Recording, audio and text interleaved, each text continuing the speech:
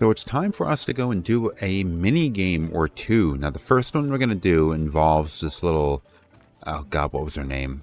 Chocobo Sally or something, I don't know.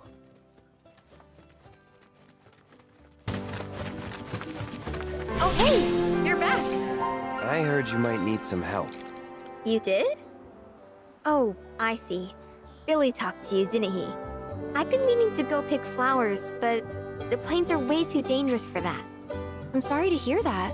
As a flower lover myself, I sympathize. Well, the thing is, I want to make a flower crown. Mom used to make them for us all the time. So I wanted to give it a try, but with all the monsters, I didn't know how I could. Here's an idea. Maybe we could do the picking for you? Sure! Cloud? Klotz?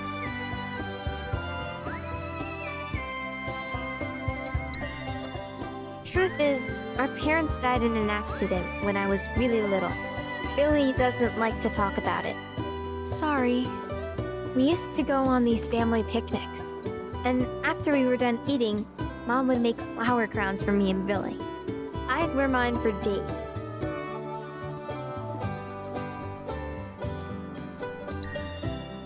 Really? You will?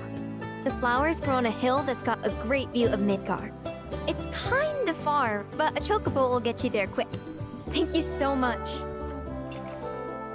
So Chloe here is giving us a quest to go out and gather some flowers so she can go and build a wreath. That's something that her parents used to do back before they died.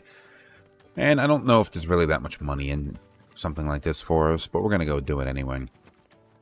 Now this did give me a little bit of a misimpression of the way that the side quests are going to go in this game. Because, as I had mentioned before, the environment that this game takes place in is pretty large. So you get this quest to go and pick some flowers, so you gotta go run off the distance. It's like almost 2 kilometers away, so it takes a little while for you to get there. Then you gotta go collect flowers, and you gotta turn around and run back, and maybe hit a thing or two along the way. So that's a long time, a lot of travel for this one quest, but there are little fast travel points that get unlocked along the way, and once you're out there and you get the flowers, you can fast travel back. So moving around does get faster than what you're looking at right now.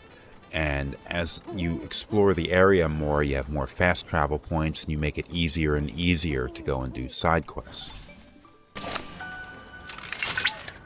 Look at that! You've stumbled upon a life spring. Why don't you try scanning it? See what you uncover. Accessing the planet's figurative database should help us learn about the area. And of course, this is one of the things that is a hallmark of good quest design in a way, is to give you these side quests that send you out somewhere and then allow you, as you're traveling out there, to run into things, other interesting things to do, see, and take part of while you're out there. So as I'm running out here to find these flowers, Chadley dings me about this Mako fountain or spring or whatever the hell it's supposed to be, where you can go and scan it, which it took me a few seconds to figure out how to do. Like the triangle, you think the triangle would do it, but the triangle isn't doing it. But it gives you all this other stuff you can go and pick up as well, resources to acquire. And as you unlock these things, it gives you something in the codex to go and read about the environment. Now, there is some kind of added history in this version of the game about the area, and something called the Junon Republic, which is something that was not, as far as I can remember, ever mentioned in the original game. The city of Junon exists, of course, and it's a Shinra city, another one of those cities that they built on top of a pre-existing town. So there's Junon, and then there's the Junon above it. Just like there's Midgar and the Midgar slums beneath it. But this tells a story of the government or the society or whatever that existed prior to Shinra taking over. And ever since Shinra took over, a lot of the infrastructure has fallen into neglect.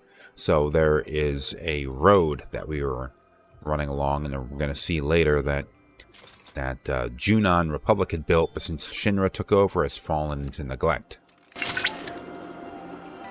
Confirmed. Data received.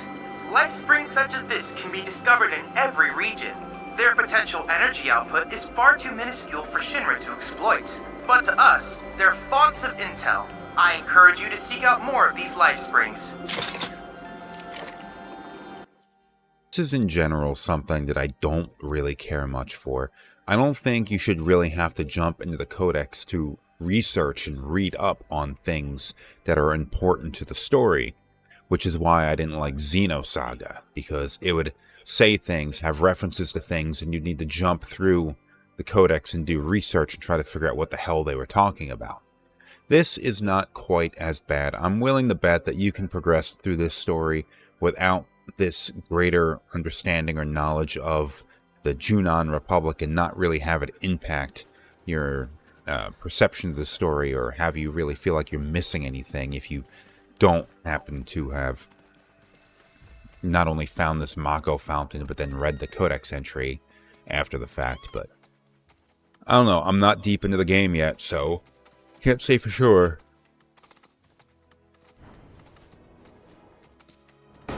This road's seen better days. Much of the Republic's infrastructure has fallen into disrepair after years of neglect. And you know damn well Shinra ain't about to spend a single gil on shit they don't use. Is it true the Republic used to run buses between towns? Yes. That service ended when the war did. In other words, we gotta hoof it, cause Shinra's run by tightwads. Well, I don't mind. It's kind of fun exploring the great outdoors. You do you.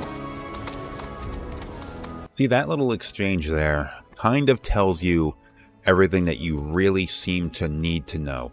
That there was a republic in this area beforehand, Shinra has taken over, and the infrastructure has fallen apart. Now, maybe there's some greater story involved in this old Junon Republic that we're going to come across later, but an exchange like that is more or less just going to give you enough detail to know that there was something here before Shinra. And even if it's not really that important that you know what it is, you'll have something here to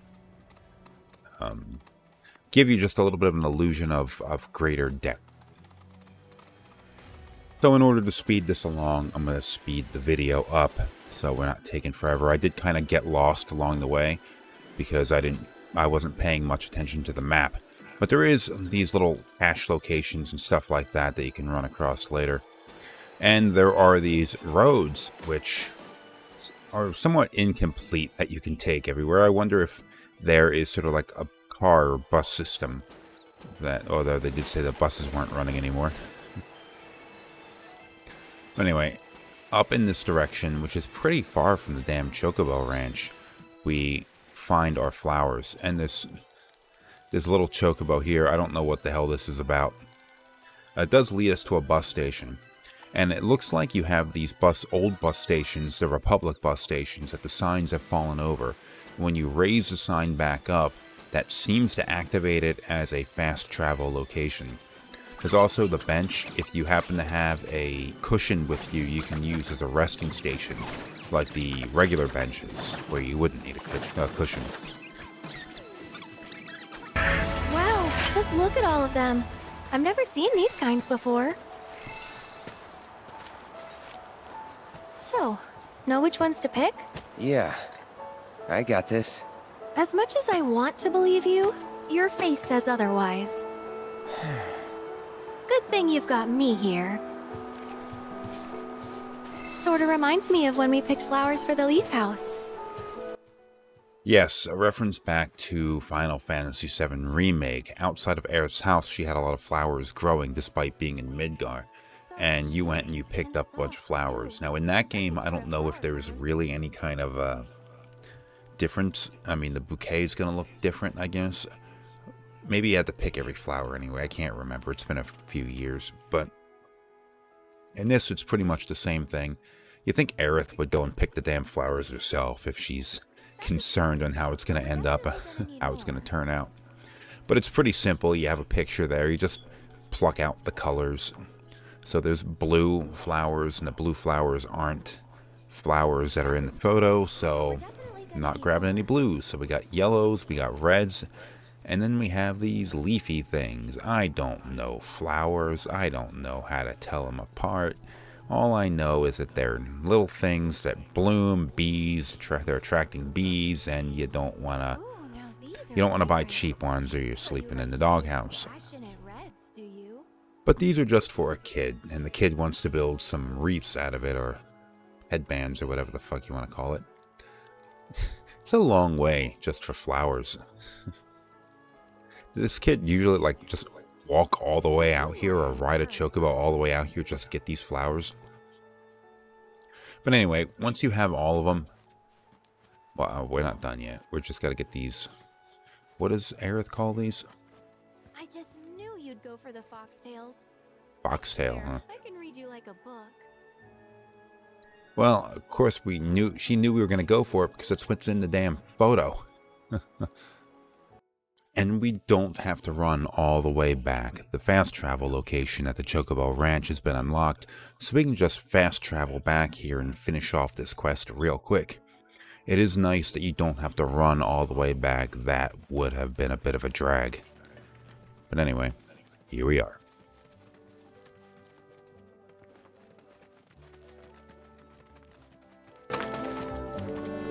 Wow. Look at all of these. Thank you. It was our pleasure. I'm kind of worried though. What if mine's not as pretty as Mom's? Well, lucky for you, I just so happen to be a florist. I'd be more than happy to help you put one together. Really? We'll make two. Right, Cloud? Sure. Look. Gosh, it's definitely unique. One of a kind. Maybe, but unique is exactly what I wanted. I love it. Thank you. There's something I can help you with? Oh, Billy. Here, for you. Chloe, did you make this? Uh-huh. Thanks. So? Cute, don't you think? Yeah. Cute.